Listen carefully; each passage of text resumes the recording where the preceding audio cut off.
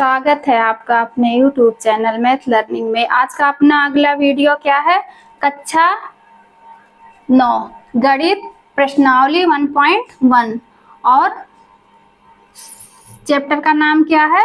संख्या पद्धति। संख्या पद्धति को हम लोग क्या कहते हैं? Number system. संख्या पद्धति को क्या कहते हैं? नंबर। और ये फर्स्ट नंबर पर क्या है? प्राकृतिक संख्या। इस संख्या पद्धति के अंतर्गत ये क्या आती है? प्राकृतिक संख्या। प्राकृतिक संख्या को हम लोग क्या कहते हैं? Natural number. प्राकृतिक संख्या को क्या कहते हैं? Natural number. और प्राकृतिक संख्या दर्शाते किससे हैं? n से। प्राकृतिक संख्या को n से दर्शाते हैं। इसकी इंग्लिश क्या है? Natural number. अब प्राकृतिक संख्या होती कहाँ तक है? 1 से शुरू होती है।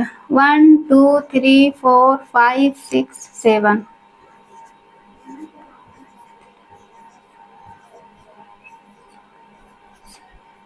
कहाँ तक होती है? इनफाइनाइट तक। और इनफाइनाइट को क्या कहते हैं? अनंत। अनंत तक। कहाँ से शुरू होती है? 1 से। 1 2 3 4 5 6 7। और कहाँ तक होती है? अनगिनत। जहां तक हम लोग क्या करेंगे? चलते जाएंगे और वो संख्या दिखाई नहीं देगी। लास्ट की संख्या हम लोगों को दिखाई नहीं देगी। इतनी मतलब ऐसे अनंत तक संख्याएं होती हैं, अनगिनत होती हैं। उन्हीं को क्या कहते हैं? इनफाइनाइट। और प्राकृतिक संख्या की परिभाषा क्या होती है? गणना की जाने वाली संख्या को हम लोग क्या कहते हैं? प्राकृतिक संख्या कहते हैं, नेचुरल नंबर कहते हैं। और इसे n से दर्शाते हैं। अब इसी तरह क्या है? सेकंड नंबर पर क्या है? सेकंड नंबर पर है पूर्ण संख्या। पूर्ण संख्या। पूर्ण संख्या। आप पूर्ण संख्या को अंग्रेजी में क्या कहते हैं? Whole number. Whole number. Whole number. और पूर्ण संख्या को किससे दर्शाते हैं? W से। पूर्ण संख्या को किससे दर्शाते हैं? W से। इसका प्रतीक है W। W। अब पूर्ण संख्या। पूर्ण संख्या के जैसे अभी हम लोग क्या किए थे? प्राकृतिक संख्या को किससे शुरू किए थे? 1 से। और पूर्ण संख्या को किससे शुरू करते हैं? 0 से। पूर्ण संख्या को 0 से शुरू करेंगे। और पूर्ण संख्या होती कितना है? ये भी कितना होती है? अनंत होती है, अनगिनत होती है, इसकी कोई गिनती ना हो। और यहाँ ये पूर्ण संख्या को कहाँ से शुरू करते हैं? को 0 से। 0 1 2 3 4 5 6 7 ऐसे कहाँ तक? अनंत तक। और 0 ये क्या है? 0 से काउंटिंग करते हैं। 0 से पूर्ण संख्याएं शुरू होती हैं। और इसका क्या है? इसे किससे दर्शाते हैं? W से। और पूर्ण संख्या का इंग्लिश क्या है? Whole number. अब इसी तरह क्या करेंगे? पूर्णांक देखेंगे थर्ड नंबर पर। पूर्णांक। पूर्णांक को इंग्लिश में क्या कहते हैं? पूर्णांक को इंग्लिश में कहते हैं इंटीजर।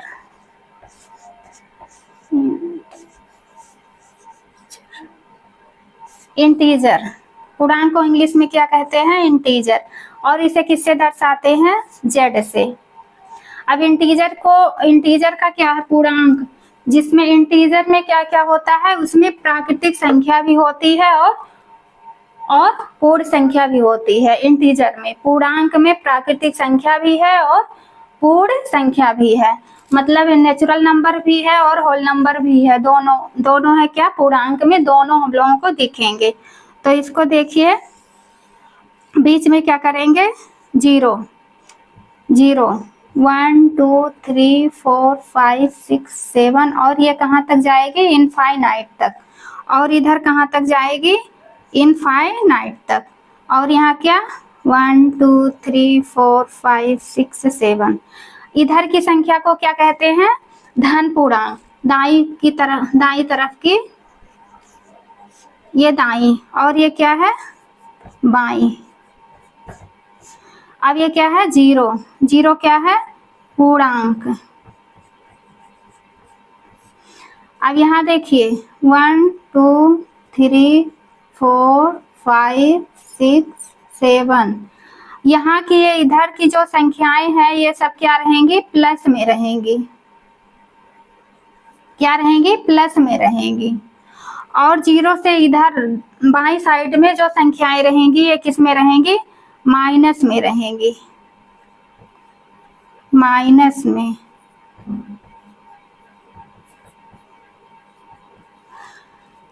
इधर की संख्याओं को क्या कहते हैं, धन पूर्णांक।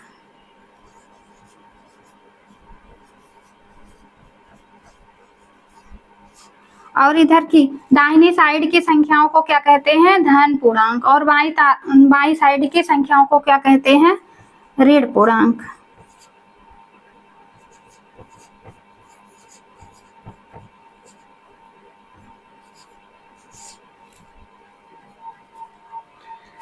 अब देखिए पूर्णांक को क्या कहते हैं, इंटीजर। इंटीजर कहते हैं। इसे किससे प्रदर्शित करते हैं, जेड से। और ये पूर्णांक अभी हम लोग देखे हैं प्राकृतिक संख्या में, हम लोग क्या देखे हैं, 1 2 3, क्या 1 से शुरू हुई है। प्राकृतिक संख्या किससे शुरू हुई है, 1 से। और पूर्ण संख्या किससे शुरू हुई है, 0 से। और पूर्णांक किससे शुरू हुआ है, जिसमें माइनस भी है और प्लस भी है, धन आवेश भी है और ऋण आवेश भी है, दोनों इसमें है। और 0 क्या है, पूर्णांक भी है। इसी तरह हम लोग क्या करेंगे, अगली टॉपिक देखिए। संख्या को इंग्लिश में क्या कहते हैं, रेशनल नंबर। Rational number. और परमेय संख्या किससे दर्शाते हैं, जैसे प्राकृतिक संख्या को किससे दर्शाते हैं, n से। और पूर्ण संख्या w से। और पूर्णांक किससे दर्शाते हैं, z से, इंटीजर z से दर्शाते हैं। और परमेय संख्या रेशनल नंबर किससे दर्शाते हैं, रेशनल नंबर दर्शाते हैं q से, कैपिटल Q से। इसे कैपिटल Q से दर्शाते हैं। अब देखिए परमेय संख्या किसे कहते हैं। परमेय संख्या जैसे होती है, परमेय संख्या 1/1/2 और 3 4, इसे क्या कहते हैं, परमेय संख्या। परमेय संख्या क्या 1/1/2 1/3 1/4। परमेय संख्या कहते किसे हैं, वो संख्या जिसे हम लोग क्या करें, p/q के रूप में लिख सकते हैं। वो संख्या जो p/q के रूप में लिखा जा सके। जैसे p/q, ये क्या है, p क्या है 1 और q क्या है 2। वो संख्या जो p/q के रूप में लिखा जा सके। जैसे यहाँ क्या है, p और q क्या है, p और q क्या है, एक पूर्णांक है, एक पूर्णांक है। और इसकी परिभाषा क्या होती है, वो संख्या जो p/q के रूप में लिखा जा सके। और अब ये क्या है, p/q के रूप में, और p और q एक पूर्णांक है।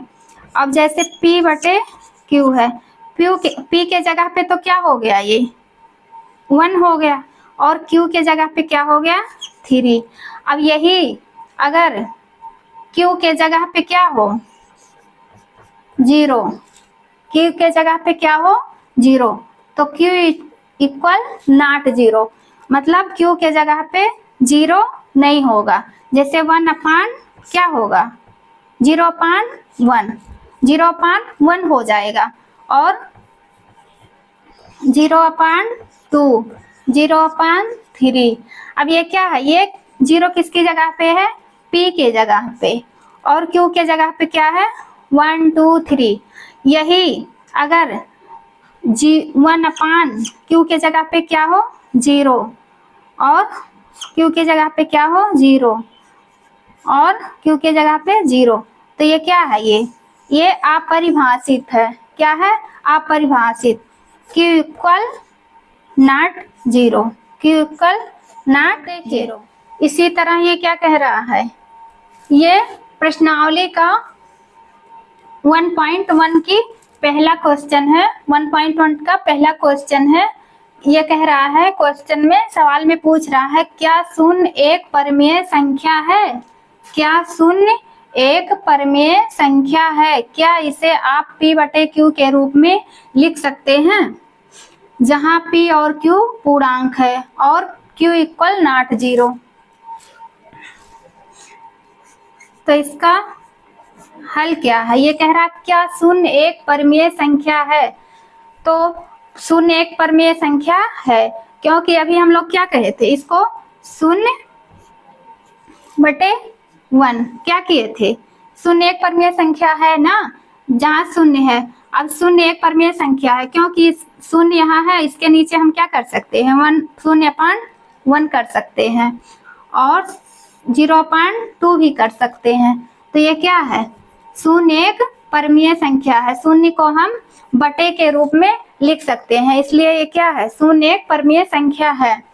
तो इसका आंसर क्या होगा, क्या शून्य एक परिमेय संख्या है? तो क्या होगा, हाँ, शून्य एक परिमेय संख्या है। क्या इसे आप P बटा Q के रूप में लिख सकते हैं? क्या इसे आप P बटा Q के रूप में लिख सकते हैं? तो अभी मैं बताई हूँ, शून्य को हम लोग क्या P बटा Q के रूप में लिख सकते हैं, अभी दिखाई हूँ करके। तो आप लोग भी क्या लिखेंगे कि हाँ, इसे हम P बटा Q के रूप में लिख सकते हैं। अब क्या कह रहा, जहां P और Q पूर्णांक है, जहां P और Q क्या है, P और Q क्या है, एक पूर्णांक है और Q equal not 0, Q equal not 0। इसलिए P और Q क्या है, एक पूर्णांक है और Q इक्वल नॉट 0। जहाँ Q है उसकी जगह पे हम लोग क्या है, 0 नहीं लिख सकते हैं। यही इसका क्या हो गया, इसका इस क्वेश्चन का ये क्या हो गया, यही आंसर हो गया, ये इस क्वेश्चन का ये आंसर हो गया। अब दूसरा क्वेश्चन है,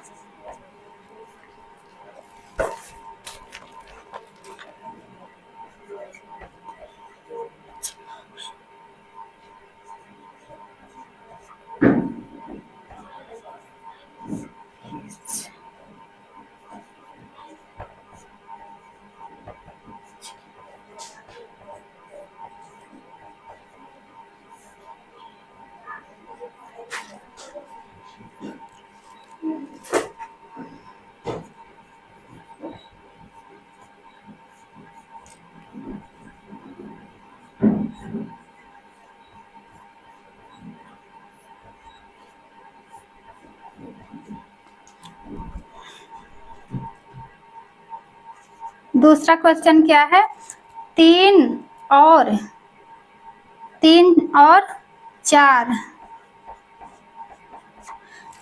4 के बीच में 6 परिमेय संख्याएं ज्ञात कीजिए।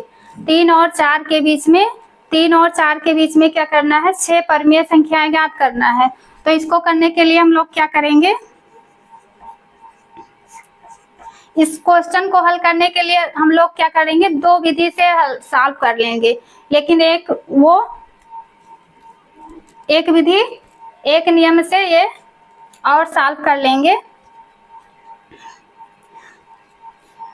दूसरे क्वेश्चन में क्या कह रहा, 3 और 4 के बीच में 6 परमेय संख्याएं ज्ञात कीजिए। तो इसको करने के लिए हम लोग क्या करेंगे, 3 और 4 कितना कितना कह रहा है, 6 परमेय संख्याएं। अगर ऐसे क्वेश्चन आए, ऐसे सवाल आए कि 3 और 4, 2 और 5 ऐसे के बीच में 6 परमेय या 7 परमेय संख्याएं ज्ञात करनी है, जितनी परमेय संख्याएं हम लोगों को ज्ञात करनी रहती है उसमें क्या करते हैं, 1 प्लस कर देते हैं। तो यहाँ क्या कह रहा है, 6 परमेय संख्याएं पूछ रहा है, तो हम लोग क्या करेंगे,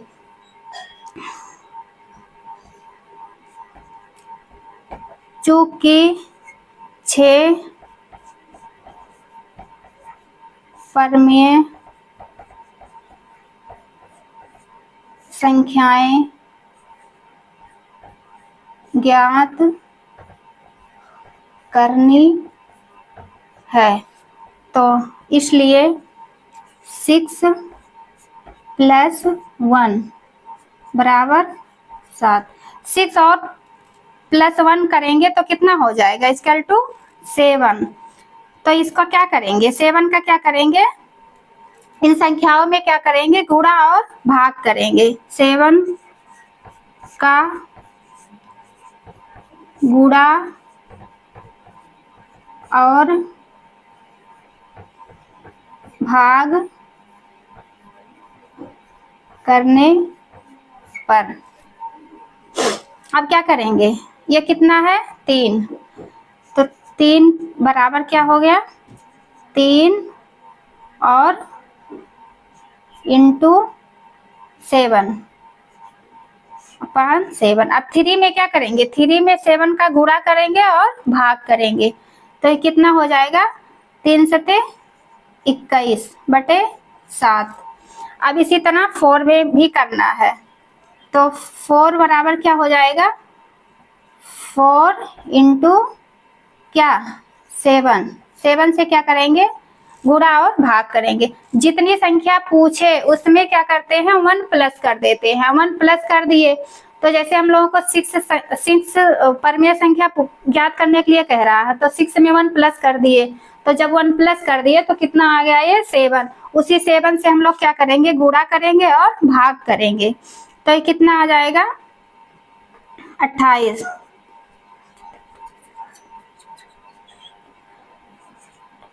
28/7।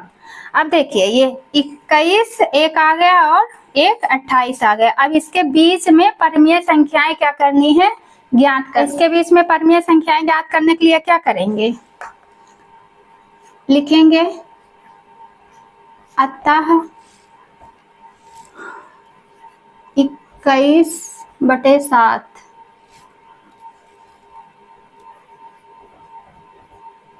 और 28/7 के बीच की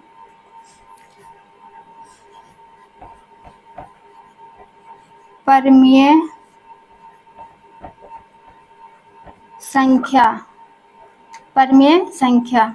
कितना होगा, 21 के बाद क्या आएगा, 22/7 और 23/7 और 24/7 और 25/7 और 26/7 और 27/7। अब कितनी परमेय संख्याएं ज्ञात करनी थी, 1 2 3 4 5 6 परमेय संख्याएं ज्ञात करनी थी। किसके बीच, 3 और 4 के बीच कितनी परमेय संख्याएं ज्ञात करनी थी, 6, जो कि ये ज्ञात हो गई। ये क्या है, ये 3 और 4 के बीच की परमेय संख्याएं हैं। यही क्या हो गया, यही आंसर हो गया।